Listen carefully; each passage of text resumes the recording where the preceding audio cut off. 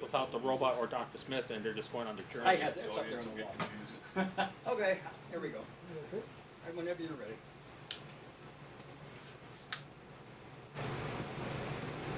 Look interested trivia, Mike Highway shot. And action. So you had a radio station that came about in an odd manner. Very odd manner. When I was 12, okay, oh, that's right. When I was 12 years old, I had a friend who had a neighbor that worked at a Cleveland radio station. He was an engineer. He had a lot of the equipment in his house, and he ran wires from his house to my friend's house, and he put us on the air. He had a transmitter and all the stuff needed to put a station on the AM dial. We had turntables, a mixer, a microphone, and at 12 I was playing records. And this is one of two newspaper articles I still have to this day from 1960 about that station. And that actually piqued my interest in top 40 radio and rock and roll. Here's the other one. And to this day, I still enjoy playing records. So from 1960 to 2013, I'm still on the air. Wow. A friend of mine in Lakewood and I have recreated Wixie 1260 on the internet. If you go to Wixie1260online.com, you'll see our station's website, and we stream 24/7, and we play Wixie jingles, Wixie music, Wixie air checks, and it's a lot of fun. And about once a month, we do a live radio show. I go down to Lakewood and I play records along with a woman named Lisa Jordan, who's from Akron, who found us, and we do a joint radio show. It's a heck of a lot of fun. That sounds like fun. Yeah, it is. And so you got all this radio stuff, and you have a pretty extensive collection of radio air I checks. do. In fact, on that wall, I have about 307-inch reels, which is it's on my closet, actually.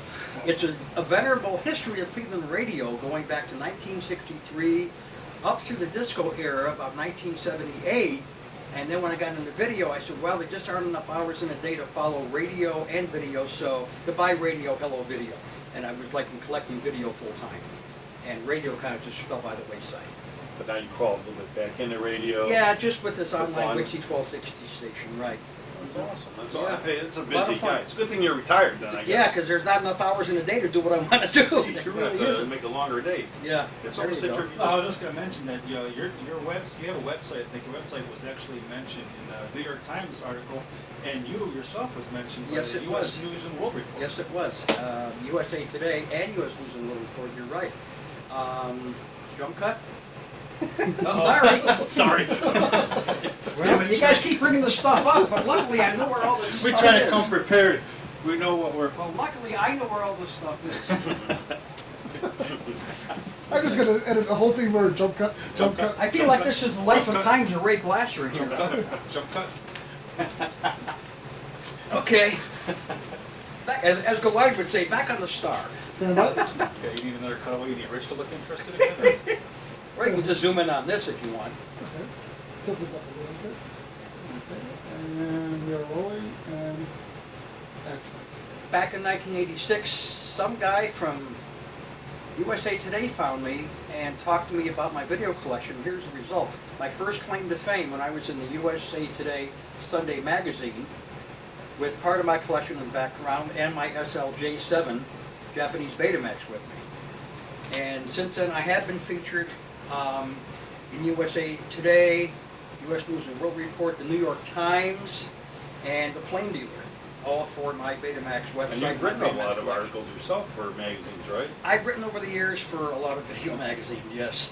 Yes, and plus I did that tech report for the nightlife show from Orlando, Florida in the 80s for 6 years, so yeah, I've been busy. I've been busy. Kept busy. Yes, yes it is. Well, I mean, hey, this was cool. It was very cool. This was Thank you. cool. I mean, I got so many other questions, but we'll be here forever. I was going to say, what was your the oddest request from somebody? I mean, is there something that you could never find for somebody?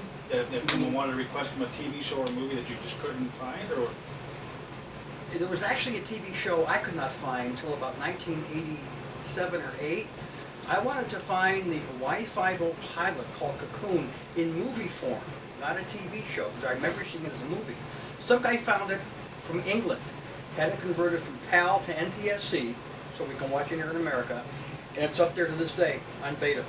I finally got it. So now I have the movie version with no breaks, no fades to black, and the TV version where it fades to black and you have 4 segments. So I got both. Very, very hard to find, but I got it. Now let me ask you this then. Do Yeah. you ever go to like garage sales and stuff like that? And you see people, no, never? A lot of people do. A lot of people I know on Facebook say, hey, I found this at a garage sale for $5. And I'm yawn, that's nice. I pretty much have everything I'm looking for. There's not that much more I'm looking for in the way of old TV shows, and I've still got a couple of contacts that have great, odd, rare TV shows that I stay in touch with. So I don't go to garage sale. I don't need to look for a $5 Betamax. I have all I need. I have all the tapes I need, and if something odd comes along, I usually find out about it somehow. I have a lot of Facebook friends that are into collecting Beta and VHS, and they always post stuff on there, so I pretty much know what's going on. Well, I should have figured it out myself and figured out he came up with the system to go through all this by sitting on the couch in front of the TV. Right. So I should have figured he's not going to be out looking through boxes of stuff. Where do I have it? I wish I was just half as organized. I wish our set was as half as organized as. Hey Rocco, we should have him come down to the set and teach us some organizing tricks. Might be able to find some props and stuff, you know. Yeah. Well, I mean, it was fantastic sharing time with you and learning that there's Well, I somebody out thank there you guys for keeping invading track of my all home. this. Yeah, And, well, no, it's been a lot of fun. I mean, look at all the other stuff we didn't talk about. So, I mean, all Oh, your yeah. autographs, your collection, Right. George Reeves, the original Superman, the best. Not Right. the original, but the best. Kirk Allen was really number Kirk one. Allen was Yeah, number there you one, go. but Yeah, still not as good as George Reeves. in my right. opinion. I agree. I agree. But, That was but kind of tacky. yes. Really Oh, was. what are you gonna It do? was. But anyhow, we're gonna go. Thanks for having us, by the Hey, way. my Thanks pleasure. for sharing all this stuff. I do want to plug this book. This is a great book that I'm featured in. That's not why it's great. It's great because it's a great history of home video from start to finish. It's called From Betamax to Blockbuster, and it's got a lot of information in there that you can't find anywhere else. So it's a good read. It's always on eBay, and you can buy it, I'm sure, from Amazon as well. Great book. Well, and that was Yeah. by Joshua. Joshua M. M. Greenberg. Greenberg. Right. You know, how you started is actually the beginning of what Netflix is today. Really. Well, in a Think way. about it, you know what I mean? Yeah, in a way. Because it's just people trading and wanting to get Right. this, wanting to get that, but you couldn't, it wasn't such easy access. And Right. Well, I actually rented stuff from Netflix when they first began, where they would send you a DVD in the mail. I'd watch it and send it back, and yeah. Well, now in the future, maybe somebody will have the Midnight Movie on their wall and Never be know. trading us. Oh, Hopefully, sure. we're trade I worthy. like that shirt, by the way. Can I get a shirt like that? You'll have to talk to Rocco. Okay, He's the boss. you got it. Well, we're going to go back to our movie. Thanks, guys. Thank you. You video files out there, feel free to put this movie on your wall. There you go. Courtesy of the Midnight Movie Show. Sounds Right good. back to you. Have a great night. Thanks, Ray, for having Bye, us. guys. Thank you. All right. I remember this was, gosh, probably mid to late 80s. I was out with some friends. We were out in the flats. It was at night, and I didn't have my glasses on, so everything was kind of blurry. And I seen this lighted sign driving in the distance. Okay, now what it was in actuality was a promotion for Camel Wide cigarettes. So you had wides on this big banner. Oh, yeah. Going through. Well, not being able to see clearly, I thought it said videos. And I'm thinking, yeah. how cool of an idea was that? I go, think about it. I go, can you imagine just how people want to order a pizza or this and they don't want to leave the house? What if you can just order a movie and have them deliver a movie to you? I'm thinking, what a great idea. And then, then you had, the blockbusters and this, and you had Netflix and all that stuff Right. come around. So that's what made me think about, when you first Yeah. started, things like, it's just, when you didn't have all that easy access that we have now, someone's looking for a cool Oh, movie, or just like comic totally collectors, different. card collectors, things like that. You're looking for a card here, or they have this and you have that, and you swap and you trade, Yeah. and then just word It's of a whole mouth. different world in 1976. Totally different. I know my mom, when I was a kid, my stepmother actually, she had this giant reel-to-reel tape machine, audio tape. Yeah. And on it, she had a big tape. You only had one tape. If she answers But the phone. it was a TV show, and she told me that they used to record TV shows, just the audio, and they would trade them back and forth, kind of like that. I got Just some on there. It's when? I have an original Voice of the Bottom of the Sea on there. First broadcast. Yeah, All in the Family. First broadcast.